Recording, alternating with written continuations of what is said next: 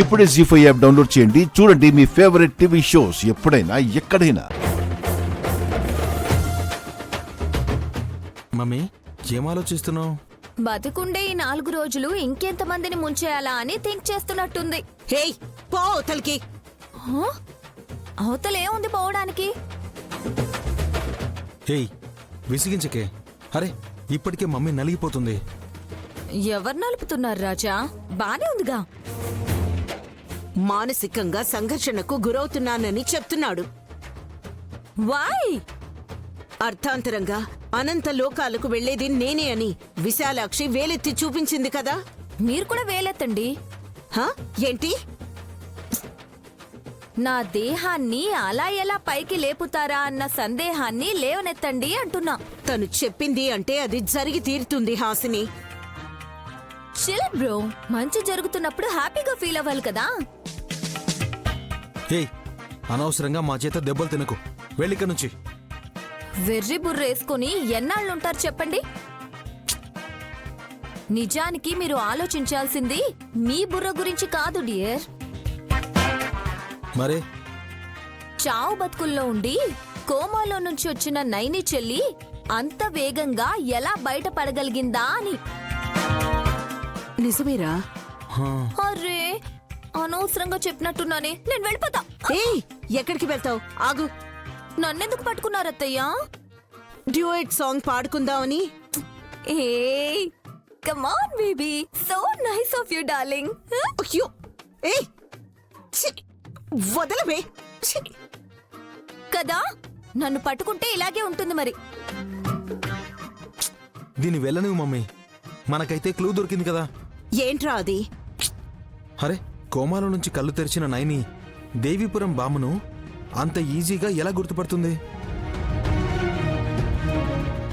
పైగా ముక్కోటి వైకుంఠం పేర్లు తనకు ఎలా తెలుసు?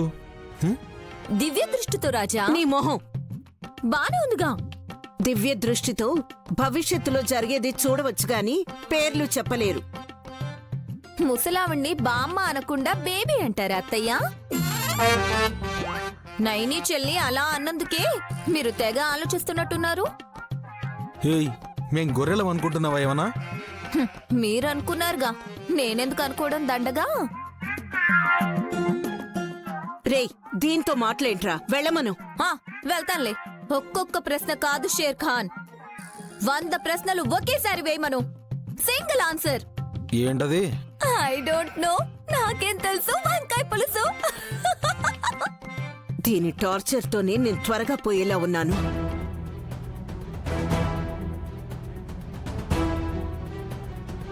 కడుపుతో ఉన్నప్పుడు జుట్టు ఎక్కువ ఊడుతుంది అంటారు గాని నాకైతే నాకు నేనే జుట్టు పీక్కోవాలనిపిస్తుంది నాయని. ఎందుకు పిన్ని? ఎందుకంటావేంటి? నిన్ను అమ్మా అని పిలిచే ఆ విశాలాక్షి ఇంటికి ఎందుకొచ్చిందో కాని ఇంట్లో మనం ఆడుతున్న నాటకానికి తెరపడేలా చేసింది. గట్టిగా మాట్లాడకత్తయ్య. నా నోరే అంత. గుసగుసలు మాట్లాడితే మీ మావయ్యని కూడా గద్దిస్తాను. నేనే పొరపాటు చేశాను పిన్ని. కోమాలో నుండి బయటకు వచ్చినట్టు నటించాను కానీ బామ్మని చూసి ఎవరు ఇవిడా అని ఒక్క మాట అడిగితే బావుణ్ణు. అలా అని ఉంటే మిగతా కథంతా మేము అల్లేసేవాళ్ళం వదినా.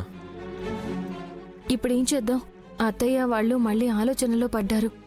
మళ్ళీ నేను నైనినా త్రినేత్రినా అనే అనుమానం వచ్చింది అంటే ఇల్లంతా సోదా చేసే పని మొదలు పెడతారు. పనిలో పనిగా చీపురు కర్ర ఇచ్చి బూజు దులపమంటే బావుంటుందేమో. నువ్వు ఈ టైంలో జోకులేకత్తయ్య. అణువణువునా ఇంటిని జల్లెడ పట్టేటప్పుడు పనిలో పనిగా శుచి శుభ్రత కార్యక్రమాన్ని కూడా దిగ్విజయం చేయొచ్చని చెప్తున్నానల్లుడు. అలా కాదులే పిన్ని. ఇప్పుడు అత్తయ్య వాళ్లను అడ్డుకోవడం కన్నా విశాలాక్షి శక్తి సామర్థ్యాలను ఎలా నిలువరించాలన్నది ఆలోచించాలి.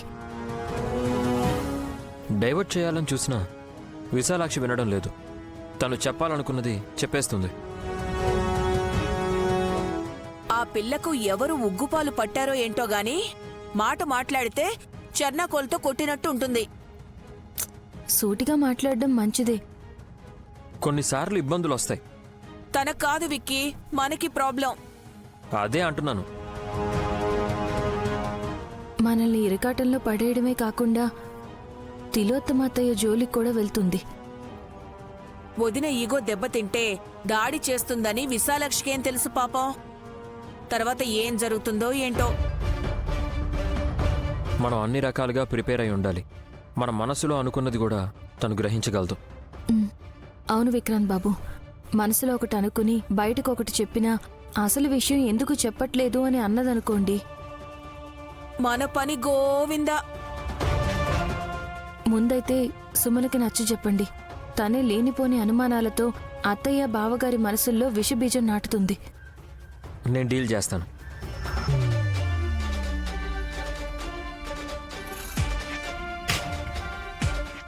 బీజం నాటడం కాదు నైని, ఎప్పుడో నాటి దాన్నొక వృక్షంగా పెరగనిచ్చింది. మీ చెల్లి అని వెనకేసుకురాను. నీ గురించి నాకు తెలుసు పిన్ని. ఇప్పుడు మన గురించి విశాలాక్షి అందరికీ చెప్తుందన్న భయం అంతే.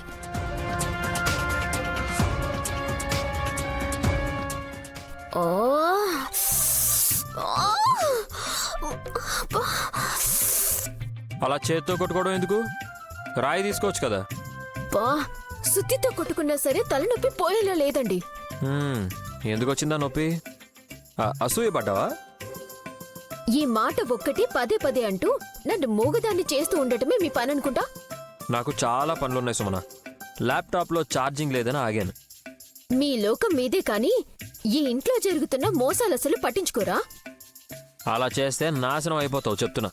అబ్బా, నేను కాదండి, నన్ను తప్ప అందర్నీ గొప్పవాళ్ళుగా చూస్తారనుకుంటా మీరు. విషయం చెప్పు సుమన.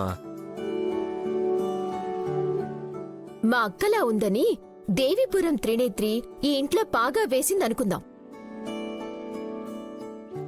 ఇద్దరు ఒకే ఇంట్లో ఉన్నా సరే కోమాల నుండి మా అక్క కోలుకుంటే తప్ప ఇద్దరూ ఈ ఇంట్లోనే ఉండి నాటకం జరిపారని అర్థమైంది. ఇద్దరు లేరు సుమన, ఉన్నది ఒక్కరే. ఇప్పుడు ఒక్కరే, ఒకరు పారిపోయారు కదా. ఇద్దరు ఎప్పుడూ లేరు సుమన. ఒకరుంటే ఒకరు ఉండేవారు కాదు. ఎవరు పక్కనున్నా ఈ ఒక్కరు కుడి పక్కకి వస్తే వారు వీరయ్యేవారు, వీరు వారయ్యేవారు. ఆ? మీరు చెప్పింది అర్థమైతే ఒట్టు. సర్లే, ఇంతకీ నీకేం అర్థమైందో అది చెప్పు. కోమాల నుండి బయటకొచ్చింది మా అక్క కాదండి. వాట్? మీరిలా షాక్ అవుతారని మంచినీళ్లు రెడీగా పెట్టా, తీసుకురమ్మంటారా? అక్కర్లేదు, కంటిన్యూ చేయి. మా అక్క అయితే దూరదృష్టి దివ్య దృష్టితో విశాలాక్షి కన్నా ముందే అన్ని విషయాలు తెలుసుకుని ఇంత అయోమయానికి గురయ్యే పరిస్థితి తెచ్చుకోదు. తను త్రినేత్రినే. మరి వదినేమైనట్టు? త్రినేత్రి అయితే ఇక్కడే ఎందుకున్నట్టు? జీ5 యాప్ డౌన్లోడ్ చేసి అన్ని ఎపిసోడ్స్ పూర్తి ఉచితంగా చూడండి.